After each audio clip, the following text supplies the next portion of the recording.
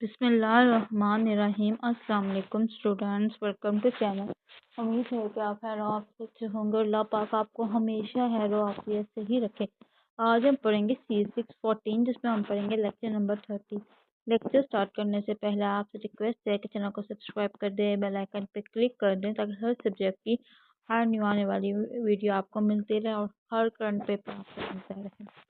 हमारा lecture number 30 जिसका नाम है कि what can data mining do, कि डाटा माइनिंग हमारा क्या करता क्या है। इसके लर्निंग गोल्स में हम पढ़ेंगे क्लासिफिकेशन क्या होती है, एस्टिमेशन क्या होती है, प्रेडिक्शन क्या होती है, क्लस्टरिंग एंड डिस्क्रिप्शन। ओके, वो कह रहा है कि there are many number of data mining technique and the selection of particular technique is highly dependent.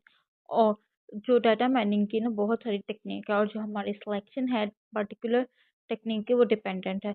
और जो अदर फैक्टर्स है ना वो उस पर डिपेंड करती है। अब सबसे पहले टेक्निक हम देखते हैं कि क्लासिफिकेशन क्या होती है। Classification consist of examining the properties of the newly presented observation and assigning it to predefined classes. इसके क्या अंदर क्या होता है कि डाटा की प्रॉपर्टी की बेस पर आप ईच ग्रुप यानी हर ग्रुप बनाते हैं। फॉर एग्जांपल, जैसे आपके पास एक स्टूडेंट है एफएससी में मैट्रिक में, और आपको पता है कि कुछ स्टूडेंट के अच्छे स्कोर हैं और कुछ के अच्छे सीपीए जा रहे हैं। आपने क्या किया कि पहले रिकॉर्ड की बेस पर यूनिवर्सिटी को पता है कि अच्छे स्टूडेंट कौन से हैं, हाँ, और ये बताते हैं। ये किस तरह पता चलता है, ये आपको हिस्ट्री से पता चलता है। अब देखना ये है कि आप पिछले लोगों के मुकाबले में कैसी परफॉर्मेंस थे। इस वक्त इस डाटा की बेस पर इसका अंदाज़ा लगा रहा है कि आप अच्छे ग्रुप में हैं या बुरे ग्रुप में हैं। हम देखते हैं कि ये क्लास अच्छे स्टूडेंट की क्लास है या ये क्लास इतने अच्छे की नहीं है। इसी तरह हम आपने आपके पास एम्प्लॉय है, इतने अच्छे हैं ये इतने अच्छे नहीं है, ये एब्सोल्यूट क्लास। और जो आप इस चीज़ को देखते हैं ना कि ये चीज़ इतनी अच्छी है इतनी अच्छी नहीं है, इसको आप क्या कहते हैं, एब्सोल्यूट क्लासिफिकेशन। जैसे कि मैंने आपको बताया कि आप इसके अंदर गुड कस्टमर दे देते हैं, बैड कस्टमर दे देते हैं, ये लिखा हुआ है। Classic assigning keywords to articles, ठीक है, आप आर्टिकल्स को कीवर्ड्स दे देते हैं। और classifying credit application as low medium high risk. और classifying instructor rating as excellent, very good, good, fair और पुअर। जैसे एग्जाम एक यूनिवर्सिटी आपको बताया है कि उस यूनिवर्सिटी में आप कहते हैं कि ये स्टूडेंट एक्सीलेंट है, वेरी गुड है, गुड है, फेयर है, पुअर है। आप ये कहते क्लासिफाइंग देते हैं, यानी उन चीज़ों को इस चीज़ों रेटिंग किस चीज़ों के साथ देते हैं, इन चीज़ों के साथ रेटिंग दे देते हैं। अब आपके पास एक और एग्जांपल आती है, ये आपने ना पैराग्राफ रीड कर देना, सब कुछ इसी के अंदर लिखा हुआ है। सेकेंड एग्जांपल है कि एक न्यूज़ वेबसाइट है, बहुत बड़ी वेबसाइट है, उस पर लोग दुनिया में से आते हैं, बहुत सारे लोग वेबसाइट के आर्टिकल लिखते हैं। ये जो पेज आया है ना, इस पेज को वेब पेज की किस हिरार्की में लगाया जाए। ये आर्टिकल स्पोर्ट्स में जाएगा, ये लॉ में जाएगा, यानी सेक्शन में जो है ना डजन में ऐसी रिपोर्ट्स आ रही है। जब इंसान उसको बैठ के सॉर्ट होता है ना तो टाइम बहुत लगेगा। लेकिन जो आपकी क्लासिफिकेशन टेक्निक्स डॉक्यूमेंट को स्कैन करते हैं, उसको प्रोसेस करती है, प्रोसेसिंग की बेस पर डिसीजन करते हैं। और ये चीज़ें लॉ में जाएंगी, और ये चीज़ स्पोर्ट्स में जाएंगी, या ये चीज़ें पॉलिटिक्स में जाएंगी। और ये काम कौन करता है, क्लासिफिकेशन टेक्निक। अब आता है आपका एस्टिमेशन। एस्टिमेशन क्या है, as opposite to discrete outcome of classification, yes और no, deals with continuous valued outcomes. ये जो है ये ऑपोजिट है क्लासिफिकेशन का। इसमें यस और नो आता है। मॉडल बनाते हैं और डाटा की एनालिसिस करते हैं। मॉडल डाटा से बनता है, जो रिलेशनशिप की बेस पर मॉडल बनता है। फिर मॉडल में हम रिकॉर्ड्स को कैटेगराइज करते हैं, और रिकॉर्ड्स की कैटेगराइजेशन एब्सोल्यूट नहीं होती। इसमें रियल नंबर होता है जो वो 0 और 1 की दरमियान है। यहाँ पे लिखा हुआ है, आपने पढ़ लेना है, ठीक है। इसमें जो है रियल नंबर होता है जो 0 और 1 के दरमियान होता है, और वो रिकॉर्ड की प्रोबेबिलिटी है।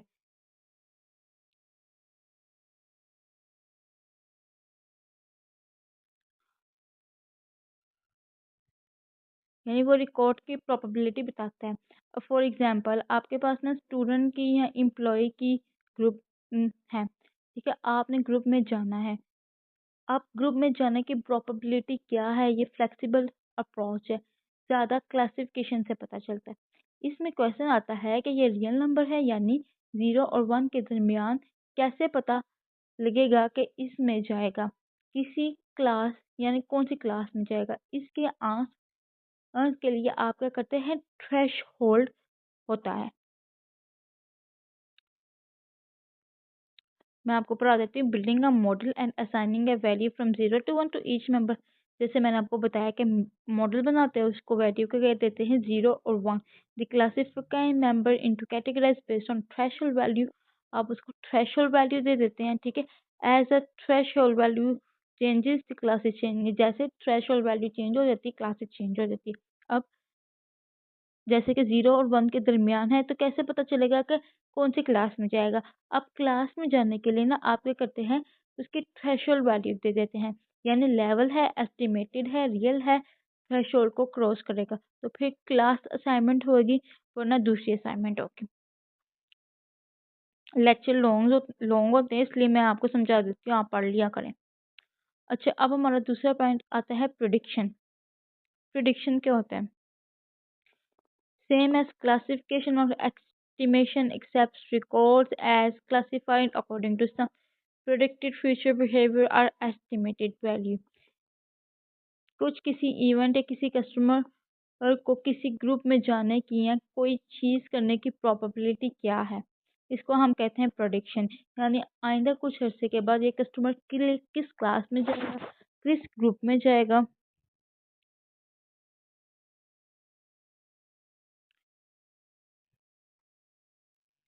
Using classification or estimation on training example with non-predicted values and historical data model is built। आप क्लासिफिकेशन और एस्टिमेशन को किसके ऊपर यूज़ करते हैं? ट्रेनिंग एग्जाम्पल से। उसके उसके ज़रिए फिर आप क्या निकालते हैं? प्रिडिक्टिव वैल्यू निकालते हैं और आप हिस्टोरिकल डाटे को बिल्ड करते हैं, यानी हिस्टोरिकल डाटा का जो मॉडल है ना उसको बिल्ड करते हैं।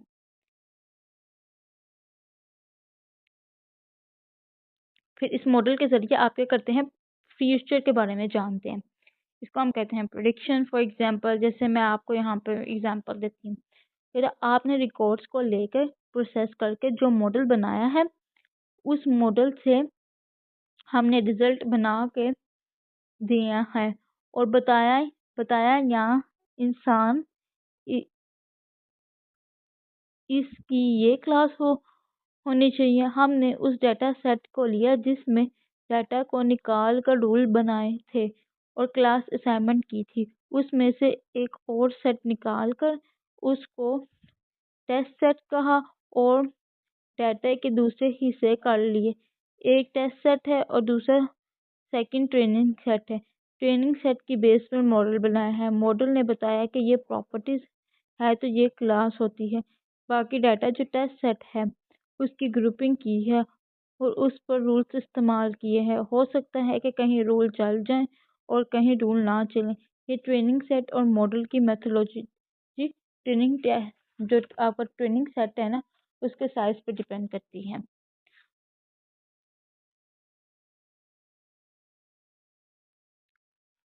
अब आता है मार्केट बेस्ड एनालिसिस।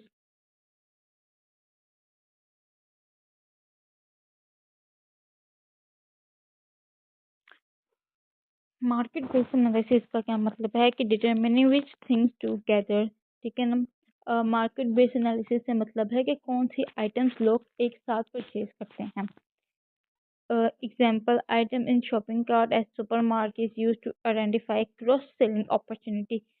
आप मार्केट बेस्ड एनालिसिस क्यों यूज करते हैं? क्रॉस सेलिंग अपॉर्चुनिटीज के लिए। Design attractive packages or grouping of products, services, increasing price of some items, ठीक है। आपको पता है कि सुपरमार्केट है, क्या वहाँ 10,000 या 5,000 आइटम्स हैं। अब आपने वहाँ पर जाके परचेजिंग करनी है, चीज़ों को रखने के लिए वहाँ पे बास्केट होती हैं। एग्जाम्पल जैसे अब मार्केट बेस्ड एनालिसिस में आपने देखना है कि कौन से आइटम लोग एक साथ परचेज करते हैं। फॉर एग्जांपल जैसे छोटे बच्चे आइटम्स कोई और परचेज करते हैं, जो आइटम साथ खरीदे जा रहे हैं वो कौन सी चीज़ों से ताल्लुक के खरीदने वाले हैं, मौसम कौन सा है, वक्त है, आइटम कौन सा है, ये सारी चीज़ें डिसीजन मेकर जानना चाहते हैं। वो जानना चाहते हैं कि उनको पता चले कि कौन से आइटम साथ बिकते हैं और उससे वो क्या करेंगे, प्रमोशनलाइज स्कीम चलाएंगे, कुछ ऐसी चीज़ों को बंडल करेंगे जो ज़्यादा ना बिकती हो। और हमने देखना चाहिए कि स्टोर पर आइटम्स कहाँ अ, उनकी जगह चेंज करनी है, और ये सब आप चीज़ें हमने देखनी है। अब जो है डिसीजन मेकर ये सब कुछ चीज़ें क्यों जानना चाहते हैं कि आइटम एक साथ बिकते हैं क्या नहीं, वो इसलिए जानना चाहते हैं कि अगर उनको पता चल जाए कि कौन से आइटम एक साथ बिकते हैं, तो उससे वो क्या करेंगे, प्रमोशनल स्कीम चलाएंगे, ऐसी चीज़ों को बंडल कर सकते हैं जो अगर किसी के साथ बंडल ना हुई हो। ठीक है, इससे क्या होगा कि हम आप इन्वेंट्री मैनेजमेंट कर सकते हैं।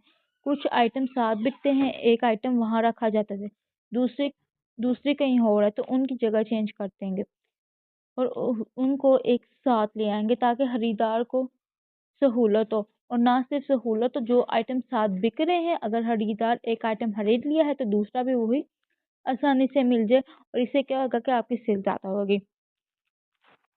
अब क्या है, फॉर एग्जाम्पल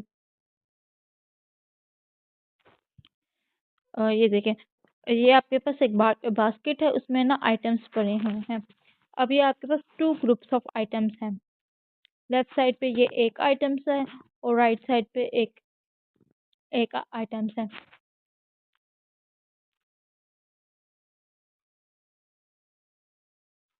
लेफ्ट साइड वाले जो है आपके आइटम्स उन चीज़ों को परचेज कर रहे हैं, जो राइट साइड वाला परचेज करेगा ना तो वो उनको भी परचेज कर लेगा। अब मार्केट बेस्ड एनालिसिस को फाइंडिंग का एसोसिएशन रूल भी कहते हैं, या आप एमसीक्यूज भी आ सकता है कि मार्केट बेस्ड एनालिसिस को क्या कहते हैं, मार्केट बेस्ड एनालिसिस को फाइंडिंग एसोसिएशन रूल भी कहते हैं, यानी कौन से आइटम एसोसिएटेड है यानी एक दूसरे के साथ है।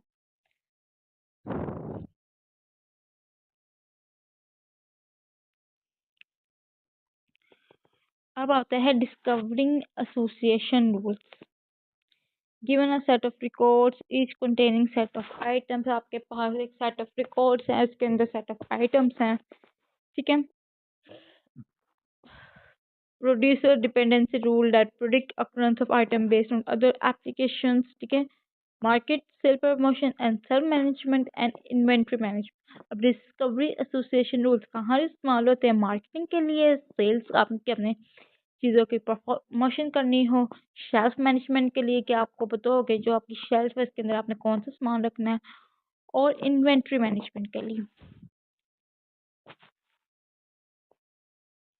अब ये देखें, ये आपके पास एक टेबल है, उसके अंदर टीआईडी है और आइटम्स है। आप ना आइटम्स की ना इसके अंदर एनालिसिस करते हैं तो देखते हैं कि जब भी मिल्क परचेज हुआ है तो कोला भी परचेज हुई है। देखिए, मिल्क के साथ कोला ब्रेड परचेज हुई है। ठीक है, मिल्क परचेज हुआ तो कोला जूस टाइपर परचेज हुआ है, जूस ब्रेड ये, और ये मिल्क हर लाइन में ना आपने एनालिसिस की, आपको पता चला कि जब भी मिल्क परचेज हुआ है ना तब कोला भी परचेज होती है, और डायपर और मिल्क के साथ जूस भी परचेज हुआ है। अब ये रूल्स उन्होंने लिखे हुए हैं। ठीक है, अब उन्होंने देखना है कि मिल्क कोला स्ट्रॉन्ग है या डायपर मिल्क जूस स्ट्रॉन्ग है। ये जो आपकी डिस्कवरी है ना ये बहुत ज़्यादा अजीब है। अब ये देखें, ये लिखा हुआ है कि discovery association rule in other given to the market based analysis, MCQs आ सकता है। अब आती है आपके पास क्लस्टरिंग, कि क्लस्टरिंग क्या होती है।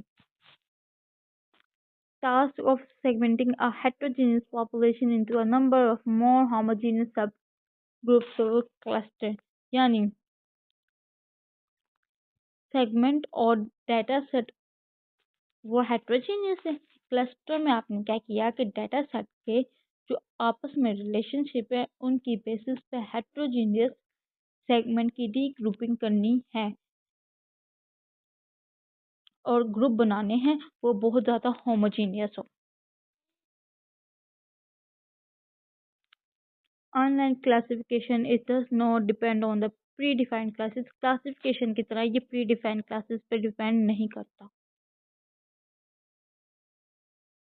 It's up to you to determine what's meaning, if any, to attach to result clustering. It could be the first steps to the market segmentation effort. अब क्या है ये सारा ना, मैं आपको यहाँ से यहाँ तक ना मैं आपको पैराग्राफ समझाती हूँ, आप रीड कर लो। डेटा सेट ऐसे आइटम्स के बारे में है उनके रंग रेड थे, ठीक है। जब उनकी रीग्रुपिंग की फिर पता चला कि जो रेड पिंक कलर की थिंग्स है वो शायद असल में सेम थी। देखने में वो हेट्रोजीनियस थे लेकिन बज़ाहिर वो एक थी।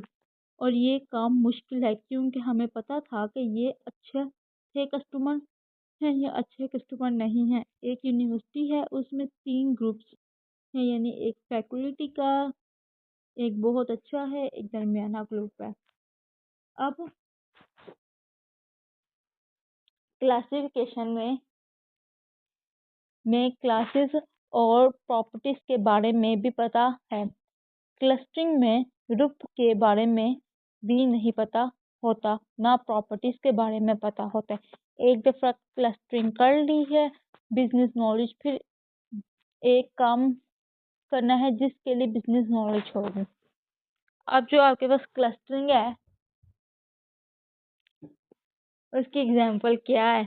इसके अंदर सबसे पहले मार्केटिंग आ जाती है, इंश्योरेंस आ जाता है, लैंड यूज आ जाता है और सिस्टमिक स्टडीज आ जाता है। अब knowing or discovering about your market segment। एक टेलीकम्युनिकेशन कंपनी थी। उसने देखा कि एक ग्रुप ऑफ कस्टमर है जिसकी लॉन्ग डिस्टेंस कॉल ज़्यादा है। अगर कराची में ज़्यादा कॉल करने की बजाय यानी लाहौर में से कराची में कॉल हो रही है,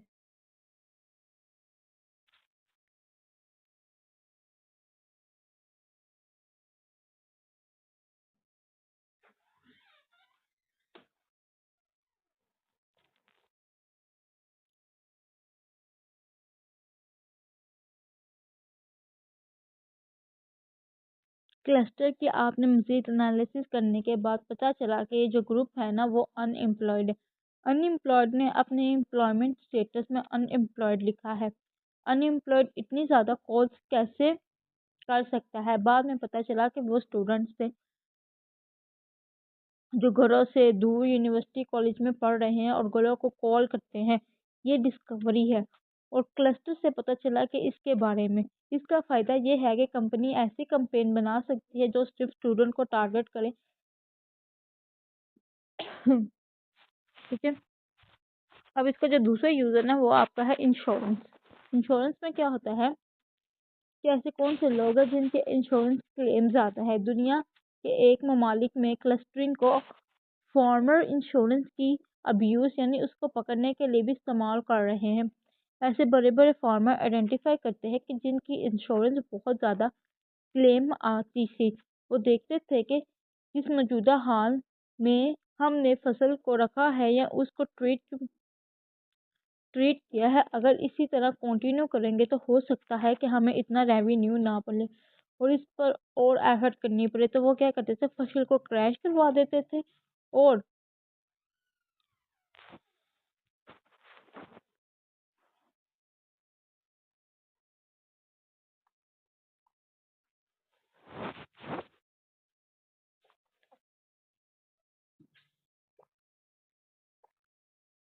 वो फसल को क्रैश करवा देते थे, ठीक है। और वो फिर उसके लिए क्लेम मिलता था उन्हें। और वो जो आपका एक्चुअल रिटर्न है ना वो ज़्यादा होता था और नुकसान इससे क्या होता था, इंश्योरेंस कंपनी को बहुत ज़्यादा नुकसान होता था। अब जो है क्लस्टरिंग को आप कहाँ कहाँ यूज़ कर सकते हैं? Clustering has a wide scope in real life application. Other area where clustering is being used as for city planning, GIS, land use management, big data for mining, real mining analysts go on। Clustering का city clustering का sitting planning में इस्तेमाल करते हैं।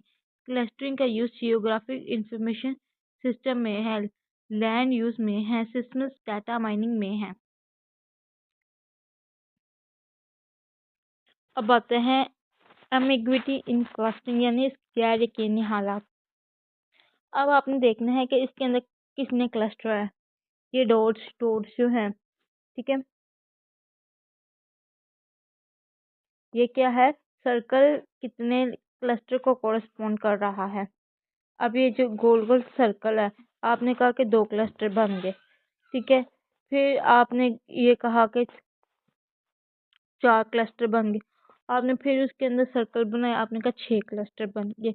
इसमें cluster कितने हैं, ये सवाल का एक जवाब नहीं है, डिपेंड करता है कि लेवल की डिटेल कितने हैं, डिपेंड करता है कि एप्लीकेशन डिपेंड कितने हैं।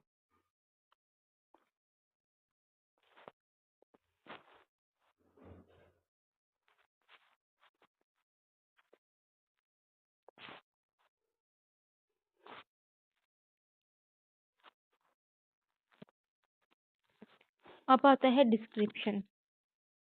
कि डिस्क्रिप्शन क्या होती है। Description describe what is going on in a complicated database so as to increase your understanding।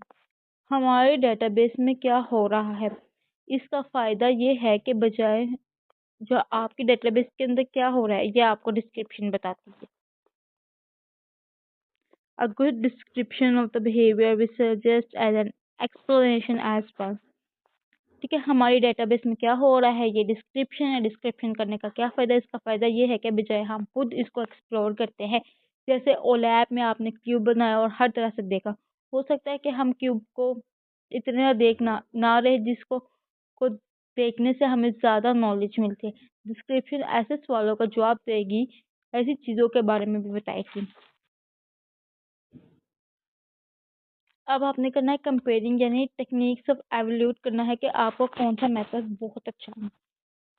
Methods में सबसे पहले आपका प्रिडिक्टिव एक्यूरेसी, स्पीड्स, रोबोटनेस, ठीक है, ये 3-4 फैक्टर्स आते हैं,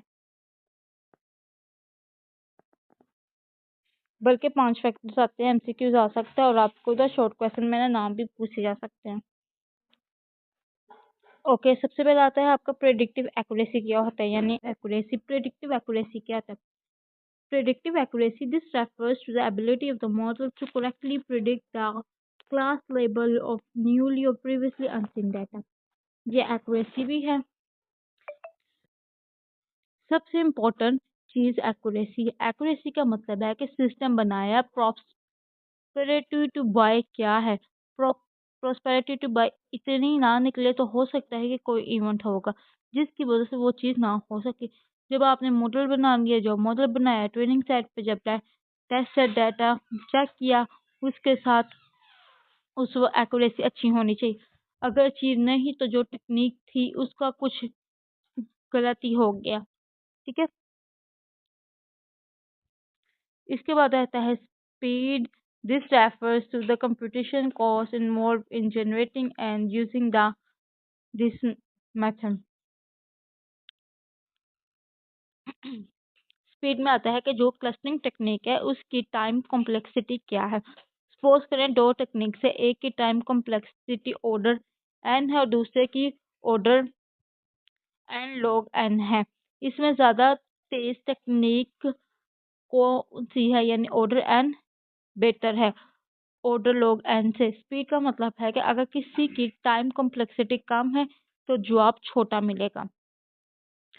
अब आता है हमारा रोबोटनेस। रोबोटनेस का मतलब होता है ability of the technique to work accurately even in the condition of the noisy और डर्टी डाटा। जब डाटा नॉइसी होता है, डर्टी होता है और डाटा मिसिंग भी होता है। मिसिंग डाटा और नॉइस डाटा का होना ट्रू है। रोबोटनेस मिस नॉइस में और मिसिंग डाटा में सिस्टम कितना एक्यूरेट चल कर जवाब देगा। इसके बाद आता है स्केलेबिलिटी।